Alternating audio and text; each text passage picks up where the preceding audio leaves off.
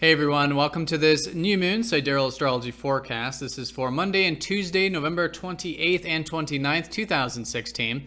I'm Athen, and this channel is about using the actual constellations in the sky, known as Sidereal Astrology. If you are new, be sure to check out the link down below because the signs are different.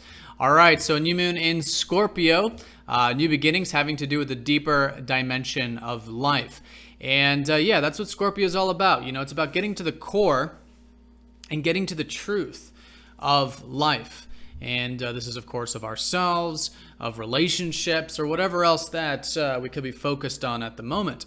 So it's still early, right? It takes time for these new beginnings to unfold. But I think here around Tuesday, a really good time to reflect on where we can connect to life on a deeper level, where we can get to the true core of life and really access what matters most to us. But of course, in order to do that, it does require diving deep. It does require going through all these layers. You know, it's all these layers of stuff that we've stored away, hidden away, brushed under the rug that now we have to go through in order to get to that core, right? In order to get to the truth. And, you know, that's not easy collectively, right? It's not easy for us to get vulnerable with life, to be willing to face fears, be willing to face traumas, and all these deeper things that might be preventing us from being vulnerable with life, being open with life, connecting to the true core of what it is. Because, you know, life isn't always perfect. It isn't always pretty. And neither is everything about us. And of course, when I say us, this is not the core of who we are, but all of the layers of the human side of who we are that it's so important for us to accept. And so by acceptance, it doesn't mean sanctioning it. You know, it doesn't mean making it into something that we could say is positive or negative. It's actually going beyond the duality of positive and negative, but it's merely accepting it, that it exists, right? Whether it's something within ourselves, whether it's an aspect of life or mirrored in a relationship or in the external environment, whatever it might be. If it's an aspect that might be grotesque or ugly, you know, it isn't pretty, you know, isn't perfect, then it's at the very least accepting it, being aware of it and accepting it for the way that it is. Because so long as we're not accepting it, so long as we're not aware of it, which is really the first step is awareness, the next step is acceptance, but either or, we're either not seeing it or we're not accepting it, then it stays there and it persists, and it actually runs in the subconscious. It runs as an undercurrent of life until at some point we do confront these ugly things about life or about ourselves. And this is a quote unquote ugly, right? This doesn't mean that it necessarily is or isn't. Again, that's the duality. That's putting a label on it. That's seeing it as negative or positive, depending on the connotation. It's transcending that and accepting it just for the way that it is. But what I mean by that label is that these are things that, again, we've brushed away because we did not fully accept them. So it's a great time with this new moon to accept all aspects of the human experience, let's say, or even just of life fundamentally. And again, about ourselves, about others, about experiences, whatever. And that's where the transformation truly occurs with Scorpio. Okay, now, of course, we can't do this perfectly. There's no exact amount either. It's just the process. And a little bit of it really goes a long way. Hence why it's such a good time to be doing deep psychological work right now, collectively, personally. To be doing transformation, you know, seeing if there's any bonds, any attachments, things in our life that we're holding on to or we're afraid of, and confronting them and accepting them. And an interesting thing happens during the acceptance process when we fully accept the fear, the worst case scenario, the worst aspect of ourself, quote unquote, or of life or whatever. An interesting thing happens. It no longer has that control over us. It no longer has power over us. And this is what Scorpio is all about. It's about the true power of acceptance, spiritual power within ourselves, not of the ego, not of walls, not of, you know, continuing more of the same patterns based on fear and attachment, but the power of true acceptance, of true spiritual liberation. Once we've fully healed, we've accepted, we've gone through the motions of it. So the reward is great, as you would imagine. But the way to get there is very challenging, generally speaking.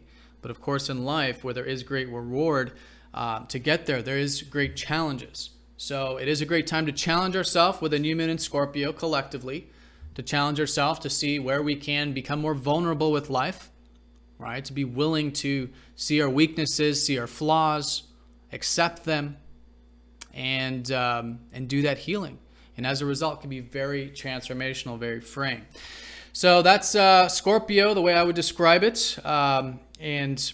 This new moon is actually in a challenging aspect. You can see here it is in a T-square, involving that South Node and Neptune conjunction I've been talking a lot about. So this conjunction, once again, this is about breaking patterns. So I think with this square up to the new moon, it's a great early part of the week to see where we can break some patterns, particularly patterns with where we may have been or still are escaping. All right, these are the unhealthy qualities of Neptune, is not being present, not accepting things in the now moment, and escaping. And that can be either creating illusions or putting things on pedestals, which is an over extreme of Neptune, but likewise maybe not enough action, maybe too much apathy, all right, too much lethargy, things like that. So if there's an imbalance in your life that you feel like is something about escaping reality or escaping action or something like that, then maybe this is a really good new moon to challenge yourself with, to take those actions, because that's what the square is all about. It's about taking action. It's not just about it being challenging. It's about challenging ourselves. That's how we get to the point of momentum, of change, of movement, of growth. And so that's why I always talk about, initiation with the T, with any squares, but especially T squares like this. All right, so there's that. Now the square is also up to the North Node, of course, and this has been in Leo. So the challenge here is about expressing ourselves in healthy and balanced ways and learning more about that. And what I mean by expressing ourselves with Leo, it's about a bit of the playful side to life, lightheartedness, fun. And this is where Scorpio naturally challenges Leo, right? How can you incorporate the deep, the raw, the real, the vulnerable with the playful, the light, the entertaining, the fun, and the comedy? But you certainly can. And that's in fact where really good fun and playfulness and comedy arises, is when we are connecting on a deeper level, when we are expressing the deeper truth, even though it may not be easy, and vice versa, right? So it's integrating these two and seeing that, yes, we can challenge ourselves to have both a lighter, playful, funner, expressive side to life, while at the same time being grounded in truth, being grounded in vulnerability, and connecting on that deeper level. So that's the new moon in a nutshell, the way I would describe it. And I think just generally just seeing where this unfolds. And if you haven't checked your weekly, do see which house this is for you. But here around Tuesday, sitting with it, see what new is unfolding. And I think working with it in those qualities of Scorpio, about the acceptance, about the vulnerability, about making change and transformation, facing the fears, facing the grotesque aspects of life, again, quote unquote, is a really good way of working with this. All right, so that's the new moon. Now, approaching that, we are going to be in a very interesting balsamic phase. The Monday here approaching the new moon is the balsamic phase. It's the ending of the last cycle. And the reason it's interesting is because we don't have any aspects that day. And it's also going to be a void of course moon. All right, this is making it a very receptive day, a very good day for listening on 3 counts. 1, that there's no aspects. 2, it's the balsamic phase. And 3, it's the void of course, which all signify essentially the same thing. So on Monday, it's really good. Again, receptive, maybe getting some R&R, but just all in all, listening and being willing to let go of maybe some things that were involved in the last lunar cycle. Oftentimes the balsamic phase is about releasing. It is about letting go. And so if there's some things in your life that you feel like you can do that so you can grow, you can transform, then maybe it's worth considering. But it's not really a time of initiating just yet, but just reflecting on what can be released within you, where you can create a bit more space within you. And it's with that space that the new beginnings then have the room to grow. All right, and one thing I want to mention about the new moon, which will be on Tuesday, is that Venus is going to be squaring up to Uranus at pretty much the exact same time as this new moon, and sextiling up to Chiron as well. So if you are feeling, on Tuesday in particular, that there is this wanting to break free, wanting to have some freedom in your life, Okay, and if it seems a bit erratic, if it seems a bit impulsive, because that's sometimes what it's like with a square from Uranus, it might have to do with your values. It might have to do with the simple pleasures of life, enjoyments, material, or relationships.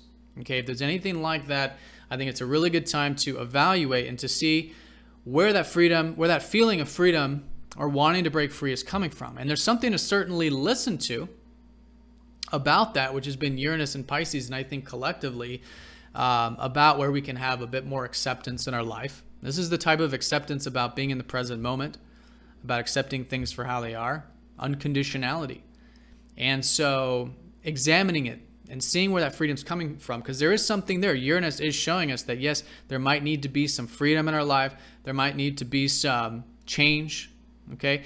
But with the square, we want to make sure we're not doing it rashly. We're not doing it impulsively, and it's coming from the right place. Okay, so do be aware of that.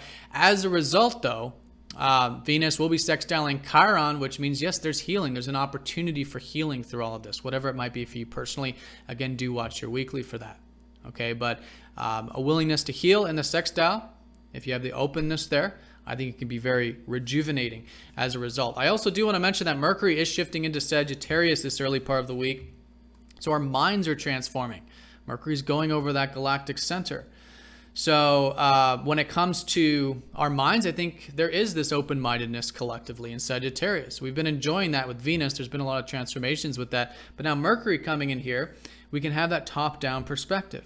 We can see not only the immediate, but the long road, the big picture, our overall life path more clearly. And so it's very good for opening our minds to that, philosophy, spirituality, tapping into our adventurous spirit, especially when it comes to ideas and things like that, is really good with Mercury and Sag, especially coming out of what was a much deeper time with the mind and all of that. All right, so that's the new moon in a nutshell. New beginnings with Scorpio, the deeper dimensions of life, making change, transformation, accepting the deeper side to life. And yeah, that can be very freeing as a result. It can help us connect to life on a deeper level. And I think that's going to be happening regardless. All right, and the square up to that Neptune South Node conjunction does mean that there is some past patterns that have to do with escapism or something like that that we can challenge ourselves with. But again, the reward here is the greater acceptance, a greater unconditionality, and simply enjoyment for what matters most in life. All right, so I hope you guys have an awesome day. Thanks for watching, and I'll see you all tomorrow.